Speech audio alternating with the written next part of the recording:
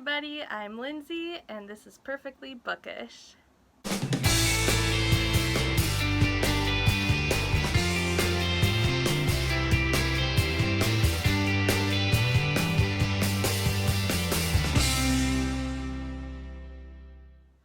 So today I'm going to be talking about some of my favorite and disappointing reads of 2020. This year I was able to get so much more reading done with everything going on with COVID, going into quarantine, and I was surprised, instead of picking a lot of stuff off my shelves, I actually was listening to different audiobooks, going to the library, so there's still so much to be read. But in no particular order, I am going to first be sharing some disappointing reads. We'll start with the bad so we can end with the good. Hard Luck by Liv Morris is about a baseball player who's pretty full of himself, and he ends up having to hire someone to be his girlfriend, and I just think the main character in this book is a douche, and I don't like how the girl sees herself either, so it was just a hard read for me. This was my first book by Liv. I have the other one, Tough Luck, which I believe is this guy's brother, but he plays football, and I just haven't been wanting to pick it up because I really didn't like this one. If you can't connect with the characters or the story, it's just hard to read it.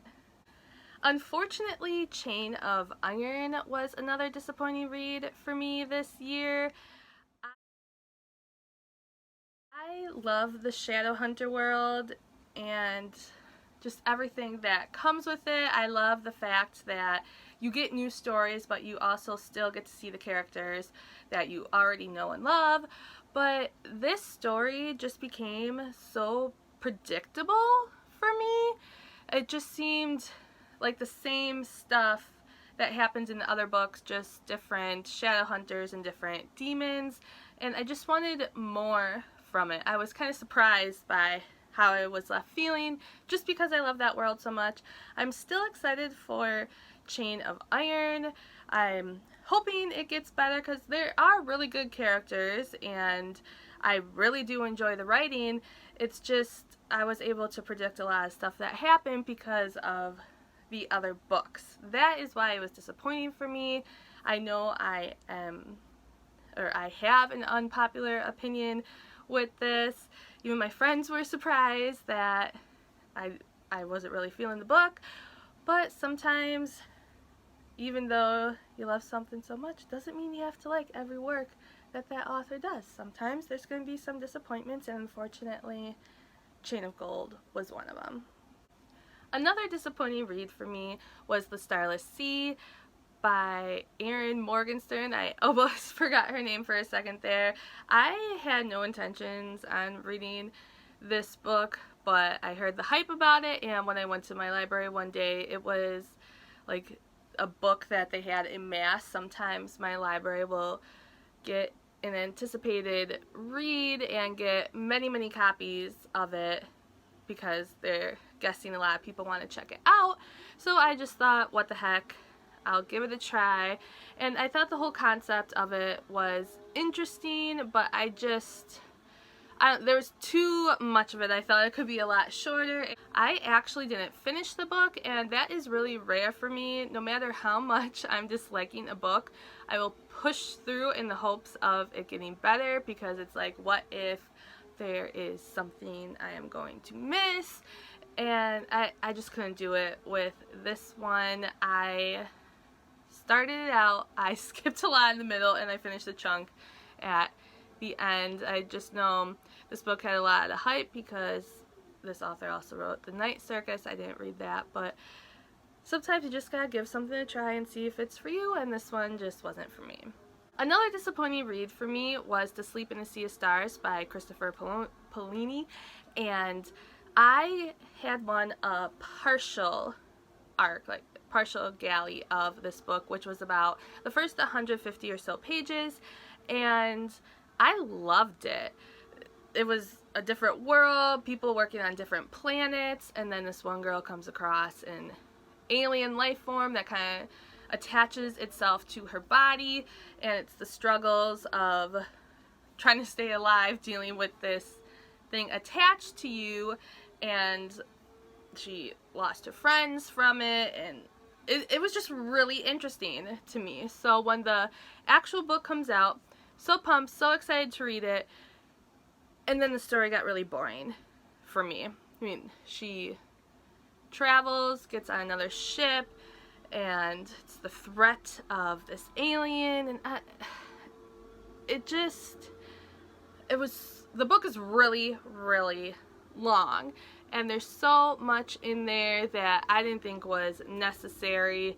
And again, I say it's rare, but these two books, I didn't finish it, and I just was so sad because I was so interested in continuing the story and finding out what happened, but I just couldn't get into it. The information just kept lagging on, and I didn't like it. So now to the fun part, some of my favorite reads of the year. Skies by Neal Shusterman.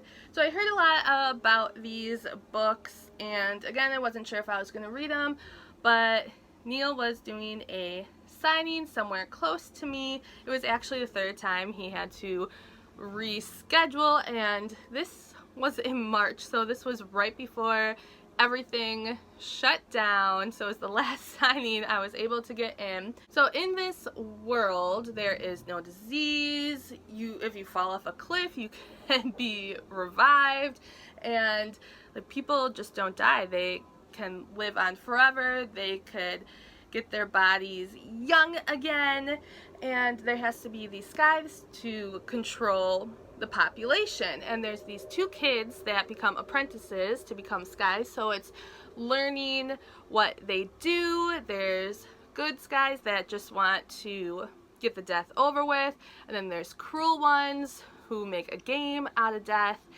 and I just thought it was really, really interesting. I mean, could you imagine, especially in the world we're living in right now, if we could just eliminate disease and all that stuff, what a different world it would be. And I just really liked the characters, and it's a fun learning experience to see what happens in this world, and I can't believe I haven't continued the series yet. There's 2 more books after this one, but this is definitely one of my favorite reads of this year. Another favorite read for me was The Darkest Star by Jennifer Armentrout. This is the first book in the Origin series. It's a spin-off from the Lux series, which there are aliens, hybrids, and in this book there's origins, and they are hidden among Earth, but a lot of stuff happens in the Lux series. Like, you don't need it to read this one, but I highly recommend it because it will explain a lot. But in this book you follow Luke and Evie. There's some mysterious stuff going on in their town. You know what? That may happen a little later. I read all 3 books pretty close to each other, so sorry, I might be mixing up some of the stuff, but Evie just lives with her mom, and her mom does not want her to go to a certain club, but her friend ends up taking her one night, and that's where she comes across Luke, and then some strange things start to happen, and it turns out they actually know each other, but some stuff has happened to Evie that she can't remember things. And Luke is an origin, which is a result of an alien and a human having a child together, and he is very, very powerful. And there's this organization that wants Luke so they can have the power and control him to do things for him, and Evie becomes mixed up in this world. And I just really liked this book. I really love the Lux series. It's my favorite I have read of Jennifer so far, so just going back into this world, because you do see some of the characters from those original books, and it was just really fun for me to be back and get another story. Another one of my favorite reads this year is The Invisible Life of Addie LaRue by V.E. Schwab.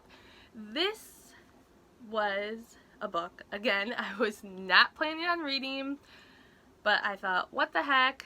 People are really anticipating it, and it's just kind of been a different reading year for me, so why not give it a try? And my library had it, or I put it on hold, and I got it, and at first I wasn't even sure if I was going to finish reading it because all the books that I had at the library just all of a sudden became available at once, so I had a lot to read, but I am so glad that I made the time for it, because I know I said these were in no particular order, but as of right now, it is December 3rd. I believe it's going to be my favorite book of 2020.